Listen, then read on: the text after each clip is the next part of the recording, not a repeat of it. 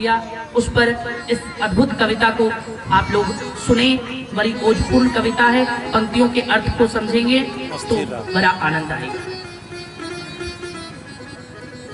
कहते हैं यहाँ से ये कविता शुरू होती है, प्रारंभ होती है। बनदूत हस्तिनापुर आए कौरव गण को समझाने को।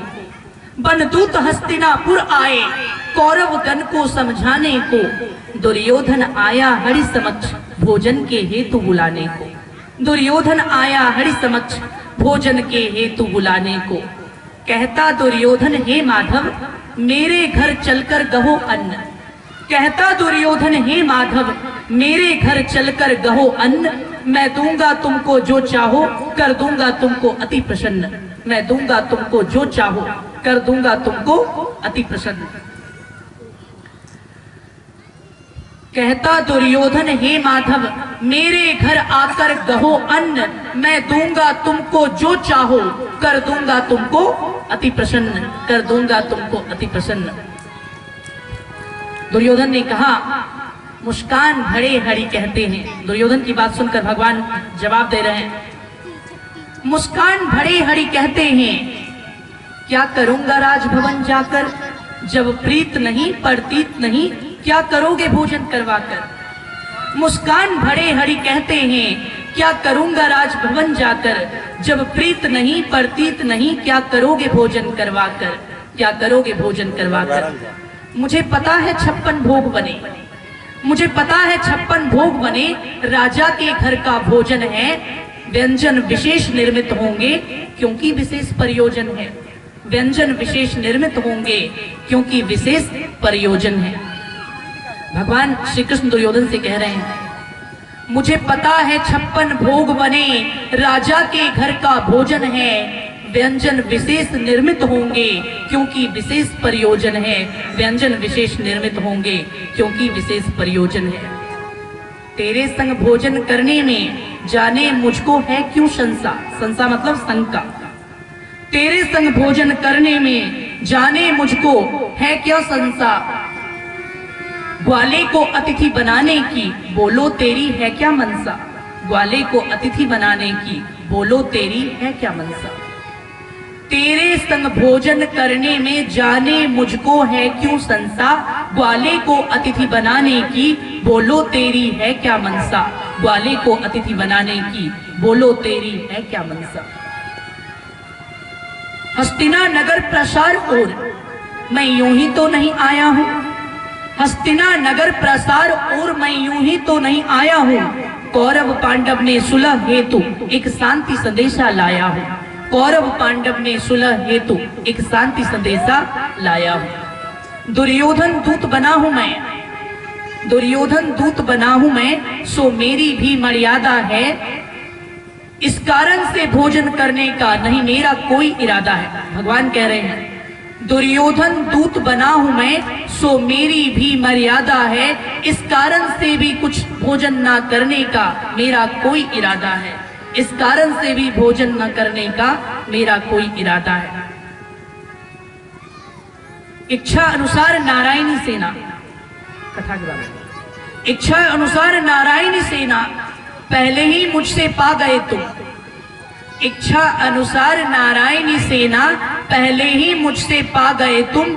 ये कृष्ण नहीं सेना पाकर उस दिन कितना हर्षा गए तुम।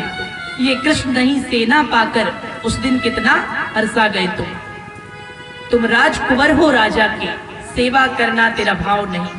तुम राजकुंवर हो राजा के सेवा करना तेरा भाव नहीं। बिन भाव के कुछ भी ग्रहण करूं ये कृष्ण का सहज स्वभाव नहीं। बिन भाव के कुछ भी ग्रहण करूं ये कृष्ण का सहज स्वभाव नहीं। भोजन करने के भी होते कुछ ना कुछ कारण दुर्योधन। भोजन करने के भी होते कुछ ना कुछ कारण दुर्योधन। बिन कारण कौन करता औरों के घर जाकर भोजन। बिन कारण कौन करता औरों के घर जाकर भोजन। या हो भिक्षुक दर दर मांगे जो भी मिल जाए पाले वो। या हो भिक्षुक दर दर मांगे जो भी मिल जाए पाले वो। या प्रेम का नाता हो मन में फिर प्रेम के बस में सब खा ले वो। या प्रेम का नाता हो मन में, फिर प्रेम के कारण सब खा ले वो। इतना कहकर मुस्काकर प्रभु ने देखा विदुर की ओर। भगवान मुस्कुराते हैं और विदुर जी की तरफ देखते हैं, कहते हैं ये अति कृतज्ञ हो जाता है हरि दृष्टि विदुर पर जब जाए। ये अति कृतज्ञ हो जाता है हरि दृष्टि विदुर पर जब जाए। करजोर सामने ही ठाढ़े थे पर मुख से कुछ ना कह पाए। करजोर सामने ही ठाढ़े थे पर मुख से कुछ ना कह पाए। श्री कृष्ण स्वयं ही बोल पड़े। श्री कृष्ण स्वयं ही बोल पड़े, कहो विदुर है क्या मेरी बात सही? तुम मंत्री हो सो बतलाओ मैंने जो अभी युक्ति कही। तुम मंत्री हो सो बतलाओ मैंने जो अभी युक्ति कही। विदुर जी अब कहते हैं भगवान कृष्ण से कविता की अगली पंक्ति, नारायण तुमने जो भी कहा उसमें कुछ नहीं मिला सकता। नारायण तुमने जो भी कहा उसमें कुछ नहीं मिला सकता। त्रिलोक में कोई ना जन्मा माधव जो तुम्हें खिला सकता। त्रिलोक में कोई ना जन्मा माधव जो तुम्हें खिला सकता। द्वारकाधीश कहते जिसको वो केवल सबका दाता है। द्वारकाधीश कहते जिसको वो केवल सबका दाता है। जहां प्रेम भाव से ओतप्रोत हो मन ये कृष्ण वहीं पर खाता है। जहां प्रेम भाव से ओतप्रोत हो मन ये कृष्ण वहीं पर खाता है। ये कृष्ण वहीं पर खाता है। छोटा मुंह बड़ी बात होगी पर है प्रभु मेरी भी एक विनती। छोटा मुंह बड़ी बात होगी पर है प्रभु मेरी भी एक विनती। स्वीकारो प्रभु आतिथ्य मेरा आभारी हूं अनगिनती। स्वीकारो प्रभु आतिथ्य मेरा आभारी हूं अनगिनती। विदुरानी कल मुझसे कहती थी हरि नगर में आ रहे हैं। विदुरानी कल मुझसे कहती थी हरि नगर में आ रहे हैं। उनको अपने घर ले आना, दो नयन प्रभु को बुला रहे हैं। उनको अपने घर ले आना, दो नयन प्रभु को बुला रहे हैं। अर्धांगिन आज पुनः बोली, अर्धांगिनी आज पुनः बोली, जब राजसभा में तुम जाना मेरा अनुनय विनय कहकर मधुसूदन को घर ले आना। मेरा अनुनय विनय कहकर मधुसूदन को घर ले आना। कहते केशव दुर्योधन से, कहते केशव दुर्योधन से कल राजसभा फिर आऊंगा। कहते केशव दुर्योधन से कल राजसभा फिर आऊंगा। विदुरानी ने बुलवाया है सो आज विदुर घर जाऊंगा। विदुरानी ने बुलवाया है सो आज विदुर घर जाऊंगा। कहते केशव दुर्योधन से कल राजसभा फिर आऊंगा। विदुरानी ने बुलवाया है सो आज विदुर घर जाऊंगा। सो आज विदुर घर जाऊंगा। जैसे गैया निज बछड़े से दूर कभी ना जाती है, आ जाती भाग कर निकस कहीं, बड़ी स्नेह से दूध पिलाती है। बड़ी स्नेह से दूध पिलाती है। फिर कृष्ण तो प्रेम के सागर हैं, उनकी तो करनी कौन बात। फिर कृष्ण तो प्रेम के सागर हैं, उनकी तो करनी कौन बात। वो प्रेम के बस जग में आए, ये प्रेम कृष्ण की असल जात। लोग कहते हैं ना भगवान यादव थे, कृष्ण जी यादव थे। कोई कहते हैं राम जी राजपूत थे। अरे भगवान की कोई जाति नहीं, भगवान ना यादव है ना राजपूत है। कृष्ण की जाति क्या है? कवि ने कविता में लिखा, फिर कृष्ण तो प्रेम के सागर हैं, उनकी तो करनी कौन बात। वो प्रेम के बस जग में आए, ये प्रेम कृष्ण की असल जात। ये प्रेम कृष्ण की असल जात। कभी माखन चोरी करते हैं, कभी माखन चोरी करते हैं, कभी नाड़ी रूप धर आते हैं, कभी बस ग्वालन के प्रेम के बस हरि ठुमक के नाच दिखाते हैं। कभी बस ग्वालन के प्रेम के बस हरि ठुमक के नाच दिखाते हैं। इस कृष्ण की महिमा क्या गाऊं, ये कृष्ण बड़ा ही छलिया है। कुब्जा की कुबड़ सीधा कर ले लेता उसकी डलिया है। इस कृष्ण की महिमा क्या गाऊं, ये कृष्ण बड़ा ही छलिया है। कुब्जा की कुबड़ सीधा कर ले लेता उसकी डलिया है। ले लेता उसकी डलिया है। कोई मदकल ग्राह से घिर करके माधव की टेर लगाता है। एक हाथी जब ग्राह के चक्कर में, मगरमच्छ के चक्कर में फंस गया था तो उसने भगवान को बुलाया था। कवि ने उसी को कविता में कहा, कोई मतकल ग्राह से घिर करके माधव की टेर लगाता है, पल भर की देर नहीं करता, कर लिए सुदर्शन आता है। पल भर की देर नहीं करता, कर लिए सुदर्शन आता है। कभी भक्त हेतु हजाम बने, कभी पार्थ सारथी बन जाते। कभी भक्त हेतु हजाम बने, कभी पार्थ सारथी बन जाते। दुर्योधन का मेवा तजकर निज भक्त की तरकारी खाते। दुर्योधन का मेवा तजकर निज भक्त की तरकारी खाते। तो भगवान इतने भाव विभोर हैं, भगवान इतने प्रेम के बस में हैं कि वो अपने भक्तों के लिए कुछ भी करने को तैयार हो जाते हैं। हजाम कहते हैं किसको? नाई को, जिसका काम होता है बाल दाढ़ी काटना, वो नाई, उसको हजाम कहते हैं। तो भगवान अपने भक्तों के लिए नाई भी बन गए। इतना ही नहीं बल्कि भगवान अपने भक्तों के लिए सारथी भी बन गए। दुर्योधन के राजकुमार के 56 भोग को त्याग कर भगवान विदुर जी के घर में भी आ गए। और भगवान तरकारी कहते हैं। तरकारी का मतलब क्या होता है? तरकारी एक देहाती भाषा है, उसका अर्थ होता है सब्जी, सामान्य सब्जी या साग। साग भी कह सकते हैं या साधारण सब्जी भी कह सकते हैं, उसको तरकारी कहते हैं। कविता की भाषा है, जिनको अर्थ समझ में नहीं आएगा तो एक एक शब्द का अर्थ बता देता हूं ताकि आपको कविता ठीक से समझ में आए। कहते हैं कभी भक्त हेतु हजाम बने, कभी पार्थ सारथी बन जाते। दुर्योधन का मेवा तजकर निज भक्त की तरकारी खाते। दुर्योधन का मेवा तजकर निज भक्त की तरकारी खाते।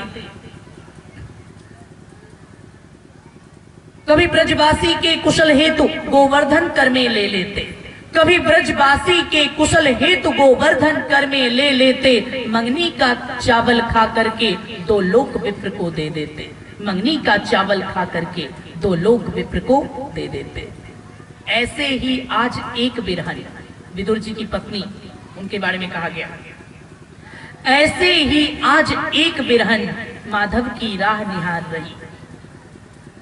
निज घर का खोल किवार खरी, किस स्नेह से द्वार सवार रही। निज घर का खोल किवार खरी, किस स्नेह से द्वार सवार रही। ऐसे ही आज एक बिरहन माधव की राह निहार रही। निज भवन का खोल किवार खरी, किस स्नेह से द्वार सवार रही। किस स्नेह से द्वार सवार रही। पति से अपना संदेशा कहकर मधुसूदन को बुलवाया तो विदुरानी सोचे मन ही मन, प्रभु को घर में मंगवाया तो। पति से अपना संदेशा कहकर मधुसूदन को बुलवाया तो विदुरानी सोचे मन ही मन, प्रभु को घर में मंगवाया तो। प्रभु को घर में मंगवाया तो। लेकिन घर कुटिया के जैसा, ये सोच के बड़ी उदासी। लेकिन घर कुटिया के जैसा, ये सोच के बड़ी उदासी है। प्रभु यहाँ कहाँ पर आएंगे? वो राजमहल के वासी। प्रभु यहाँ कहाँ पर आएंगे? वो राजमहल के वासी। विदुर जी की पत्नी सोच रही है, वो द्वारकाधीश हैं, तीनों लोकों के स्वामी हैं, राजमहल में रहने वाले हैं, वो मेरी छोटी सी कुटिया में कैसे आएंगे, कैसे रहेंगे? ये सोचते सोचते भाव विभोर हो जाती है। उसी को कवि ने कविता में लिखा, लेकिन घर कुटिया के जैसा, वो यहाँ कहाँ पर आएंगे? प्रभु राजमहल के वासी हैं। तो विदुरानी सोच रही है कि जो राजमहल में रहने वाले ईश्वर हैं, उनको इस कुटिया जैसे घर में कैसे बुलाया जाए। इसी प्रकार सोच रही थी। और भगवान तो अंतर्यामी ठहरे। अपने भक्त की भावना को भगवान भली भांति जानते हैं। भगवान सब कुछ जान रहे थे। विदुरानी में था ओहापोह। ओहापोह मतलब दुविधा, असमंजस। विदुरानी में था ओहापोह, हरि व्यथा भक्त की जान रही। पर प्रेम विदुर की पत्नी का अतिशय निर्मल ये मान रहे। पर प्रेम विदुर की पत्नी का अतिशय निर्मल ये मान रहे।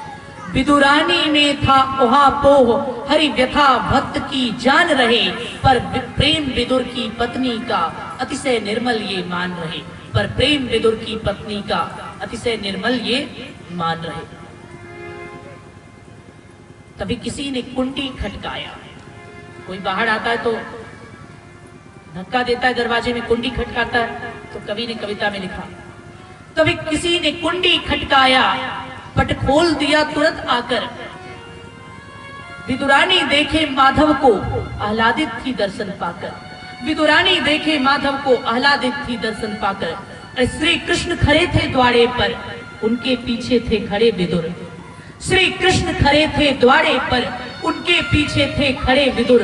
भगवान भक्त का मिलन सृजन कर दिया दृश्य को अति मधुर। भगवान भक्त का मिलन सृजन कर दिया दृश्य को अति मधुर। पीतांबर वस्त्र मुकुट सिर पर, पखना मयूर का धरे भाल।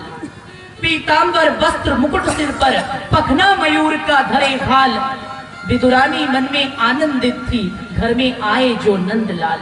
विदुरानी मन में आनंदित थी, घर में आए जो नंदलाल। चुपचाप खड़ी थी श्याम भगत, कैसी मन की स्थिति हो गई। कवि ने कविता की 4 लाइन में वर्णन किया। विदुर जी की पत्नी की स्थिति कैसी हुई जब भगवान उनके सामने खड़े हो गए थे। चुपचाप खड़ी थी श्याम भगत, चुपचाप खड़े थे यदुनंदन। चुपचाप विदुर देखे सब कुछ, ये कैसा प्रभु का अभिनंदन। लोग क्या करते हैं, कुर्सी देते हैं बैठने के लिए, चाय नाश्ता पूछते हैं, आइए आइए घर आइए, ऐसा कहते हैं मेहमान को। लेकिन भक्त जो होता है ना, पूरा पागल होता है, सच्चा भक्त। उसको कुछ पता नहीं रहता कि कैसे क्या करना है। विदुरानी इतनी भाव विभोर हो गई, भगवान को देखी तो देखते ही रह गई, नजर इधर उधर नहीं जाता। क्या कर रही है कुछ याद नहीं रहा, केवल देखे जा रही है। ना बैठने के लिए आसन दिया, ना अंदर लेकर गई, कुछ नहीं। कवि ने उसी भाव को कविता में दर्शाया है। चुपचाप खड़ी थी श्याम भगत, चुपचाप खड़े थे यदुनंदन। चुपचाप विदुर देखे सब कुछ, ये कैसा हरि का अभिनंदन। चुपचाप विदुर देखे सब कुछ, ये कैसा हरि का अभिनंदन। कहते हैं विदुर अरे भाड़िया, प्रभु को अंदर तो आने दो। कहते हैं विदुर अरे भाड़िया, प्रभु को अंदर तो आने दो। इन्हें अर्धपाद्य आसन देकर कुछ फल आहार भी खाने दो। इन्हें अर्धपाद्य आसन देकर कुछ फल आहार भी खाने दो। सम्मोहन फिर कुछ भंग हुआ, सम्मोहन फिर कुछ भंग हुआ। कर जोड़े कहती क्षमा क्षमा। सम्मोहन फिर कुछ भंग हुआ, कर जोड़े कहती क्षमा क्षमा। मैं भूल गई सब तुम्हें देख, मेरा मन था दर्शन में रमा। मैं भूल गई सब तुम्हें देख, मेरा मन था दर्शन में रमा। आओ यदुनाथ सदन अंदर, सौभाग्य से ही परे तुम तेरे चरण। आओ यदुनाथ सदन अंदर, सौभाग्य से ही परे तेरे चरण। स्वीकारो प्रभु अपने भक्त का ये तुच्छ सा अभिनंदन। स्वीकारो प्रभु अपने भक्त का ये तुच्छ सा अभिनंदन। आसनी दिया विदुरानी ने, आसीन हो गए मधुसूदन। आसनी दिया विदुरानी ने तो आसीन हो गए यदुनंदन। प्रभु को अर्धपाद्य आसन देकर विदुरानी करती पगवंदन। प्रभु को अर्धपाद्य आसन देकर विदुरानी करती पगवंदन। पगवंदन मतलब पैर धोना, भगवान का चरण धोती है। और कहते हैं हरि भक्ति लग गई सेवा में, हरि भक्ति लग गई सेवा में। आमात्य विदुर गए निकस कहीं, मतलब विदुर जी थोड़ा सामान लाने के लिए, कोई गेस्ट आपके घर में आ जाता है तो घर के जो पुरुष लोग होते हैं क्या करते हैं, कुछ सामान लाने बाहर जाते हैं और महिलाएं सेवा में लग जाती है।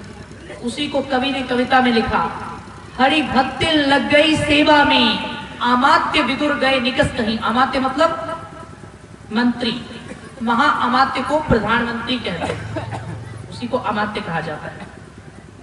हरि भक्ति लग गई सेवा में, अमात्य विदुर गए निकस कहीं। विदुरानी के प्रेम भाव का आज तो कोई पाड़ावार नहीं। विदुरानी के प्रेम भाव का आज तो कोई पाड़ावार नहीं। कदली फल लाई खाने को, कदली फल मतलब कुछ केले लाई खाने को। कविता में सुनिए, कदली फल लाई खाने को और स्वयं छील कर देने लगी। कदली फल लाई खाने को और स्वयं छील कर देने लगी। अत्यंत आनंद के साथ वो दर्शन का अमृत पीने लगी। अत्यंत आनंद के साथ वो दर्शन का अमृत पीने लगी। क्या कर रही कुछ ना भान रहा, क्या कर रही कुछ ना भान रहा। प्रेम मगन वो थी इतनी, क्या कर रही कुछ ना हाल रहा, प्रेम मगन वो थी इतनी। कदली फल को छील कर छिलका देती प्रभु को खाने को, छिलका देती प्रभु को खाने को, कर दिया चूक भारी कितनी। क्या कर रही कुछ ना भान रहा, प्रेम मगन वो थी इतनी, भाव विभोर वो हुई ऐसी, कर दिया चूक भारी कितनी, कर दिया चूक भारी कितनी। गूदा तो करकट में फेंके, कवि ने लिखा, गूदा तो करकट में फेंके, छिलका देती खाने को। बड़े चाव से छिलका खा रहे थे, प्रभु विवश है प्रीत निभाने को। गूदा तो करकट में फेंके और छिलका देती खाने को, बड़े चाव से छिलका खा रहे थे, प्रभु विवश है प्रीत निभाने को। बड़े चाव से छिलका खा रहे थे, प्रभु विवश है प्रीत निभाने को। कितने फल छील चुकी थी वो, गूदा फेंके छिलका देवे। कितने फल छील चुकी थी वो, गूदा फेंके छिलका देवे। प्रेम की रीत थी ऐसे, ऐसे भक्तिन हरि को सेवे। प्रेम की रीत थी ऐसी, ऐसे भक्तिन हरि को सेवे। इतने में आए विदुर वहां, विदुर जी आ गए। अब कविता की अगली लाइन सुनिए। इतने में आए विदुर वहां, देखा पत्नी क्या कर रही है। इतने में आए विदुर वहां, देखा पत्नी क्या कर रही है। अरे गूदा तो करकट में फेंक के छिलका प्रभु को भर रही है। गूदा तो करकट में फेंके छिलका थाली में भर रही है। डांटा पत्नी को, डांटा पत्नी को, ये तुम प्रभु को छिलका खिला रही। डांटा पत्नी को, तू प्रभु को छिलका खिला रही। अरे भाग्यवान कहाँ खोई हो, गूदा मिट्टी में मिला रही। अरे भाग्यवान कहाँ खोई हो, गूदा मिट्टी में मिला रही। हो गई सजग अब विदुरानी, हो गई सजग अब विदुरानी। ये कैसा मुझसे अपराध बना, हो गई चूक भारी कितनी, ये बात मन को बहुत खला। हो गई चूक भारी कितनी, ये बात मन को बहुत खला। फिर विदुरानी ने क्या किया, तब उसने एक केला छीला जिसको मधुसूदन ने खाया। तब उसने एक केला छीला जिसको मधुसूदन ने खाया। छिलके में था भाव भरा, सो गूदा हरि को ना भाया। छिलके में था भाव भरा, सो गूदा हरि को ना भाया। मुस्का कर देखा विदुर और कहा कृष्ण ने सुनो तात। मुस्का कर देखा विदुर और कहा कृष्ण ने सुनो तात। छिलके में मानो अमृत था, गूदे में वैसी कहाँ बात। छिलके में मानो अमृत था, गूदे में वैसी कहाँ बात। गूदे में वैसी कहाँ बात। भगवान विदुर जी से कहते हैं तुमने गड़बड़ कर दिया। जो स्वाद छिलके में था वो इस गूदे में कहाँ है। छिलके में प्रेम का, भाव का स्वाद था, अब इसमें तो ज्ञान का दृष्टि है, इसलिए मुझे ये गूदा अच्छा नहीं लगा। उसी को कवि ने कविता में लिखा। जल्दी से एक केला छीला जिसको मधुसूदन ने खाया। गूदे छिलके में था प्रेम भरा, सो गूदा हरि को ना भाया। मुस्का कर देखा विदुर और कहा कृष्ण ने सुनो तात। छिलके में मानो अमृत था, गूदे में वैसी कहाँ बात। छिलके में मानो अमृत था, गूदे में वैसी कहाँ बात। कहते हैं प्रभु रात को निज सेवक के घर में अति चाव से साग भात खाते। जिसको खाकर गदगद होकर विदुरानी की महिमा गाते। प्रभु रात को सेवक के घर में अति चाव से साग भात खाते। जिसको खाकर गदगद होकर विदुरानी की महिमा गाते। भाई प्रेम का सूत्र अनोखा है, परिभाषा कोई न कह पाया। दुर्योधन का मेवा तजकर, दुर्योधन का मेवा तजकर निज भक्त की तरकारी खाया। निज भक्त की तरकारी खाया। कहते हैं प्रेम की परिभाषा कोई नहीं दे सकता। जहां दुर्योधन का मेवा त्याग कर भगवान ने विदुर के घर का साग खाया, विदुर के घर की सब्जी को खाया, तो प्रेम की महिमा, प्रेम की परिभाषा अनंत है, अनगिनत है। कहते हैं श्री कृष्ण भाव के भूखे हैं, भक्तों की भक्ति भाती है। श्री कृष्ण भाव के भूखे हैं, भक्तों की भक्ति भाती है। ये प्रेम भाव और समर्पण ही मेरे कान्हा की असली जाति है। ये प्रेम भाव समर्पण ही मेरे कान्हा की असली जाति है। यही प्रभु की असली जाति है। तो कोई उच्च कुलीन व्यक्ति है, सोचे कि मैं उच्च कुल का हूं, मैं भगवान का आतिथ्य सत्कार करूंगा, मैं भगवान को प्रसन्न कर लूंगा, सो ऐसी बात नहीं है। प्रभु तो केवल प्रेम के बस में हैं, प्रेम के अधीन हैं, और सच्ची प्रेम और सच्ची भक्ति जिसके हृदय में होती है, भगवान केवल उसी का आतिथ्य स्वीकार करते हैं, केवल उसी की मनोकामना पूर्ण करते हैं। दुर्योधन जैसा 56 भोग खिलाने की जरूरत नहीं है। आपके पास जो है पत्रम पुष्पम फलम तोयम, एक पत्ता, एक फूल, एक फल, नहीं कुछ तो आंसू का एक बूंद अथवा चावल का आधा दाना भी भक्त जिस प्रेम से प्रभु को अर्पित करता है, उससे कहीं अधिक प्रेम से प्रभु से ग्रहण करते हैं। इसलिए भाव और भक्ति प्रधान है। बिना भक्ति के प्रभु की प्राप्ति नहीं हो सकती। कलयुग में भक्ति रो रही है, अभी आपने कथानक में सुना। ज्ञान वैराग्य अचेत है। क्यों?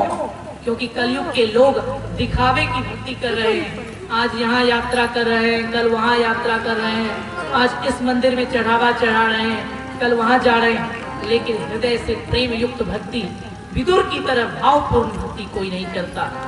सज्जनों, असली भक्त बनो तो भगवान मिलेंगे। भगवान केवल असली को मिलते हैं, वो नकली को कभी नहीं मिलते। बोले प्रेम से भक्त और भगवान की जय। एक भजन पश्चात आगे के प्रसंग को हम लोग सुनेंगे, आगे की कथा को सुनेंगे। एक भजन शुरू कीजिए। इस वीडियो को लाइक करें, हमारे चैनल को सब्सक्राइब कर बेल आइकन जरूर प्रेस करें हमारी न्यू वीडियोस